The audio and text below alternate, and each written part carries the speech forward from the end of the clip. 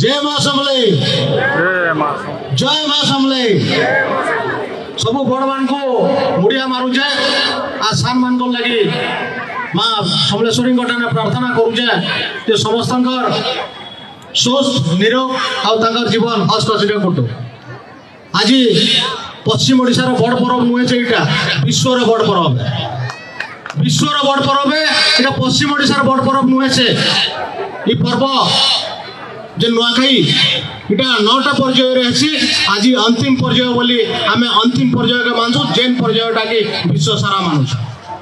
जेन भी सम्बलपुरिया कि पश्चिम ओडिशार जड़े व्यक्ति थी निहाती एतकी लोग नहीं जमाले भी तार घरे तार परिवार संगे मानुवा नुआखाई भेटगा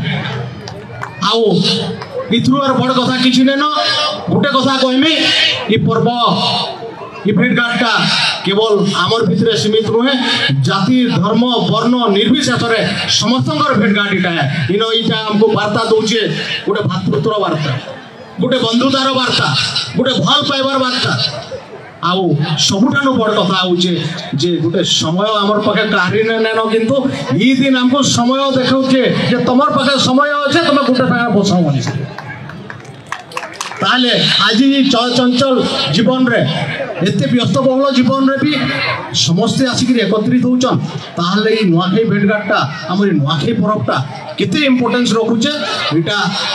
पूर्व ओडिशा दक्षिण ओडिशा उत्तर ओडिशा समस्ते शिखबार कथा और मेसेज देवार कथा जे ओडिशार सबुठानु बड़ पर्व होचे आम नुआखाई आउ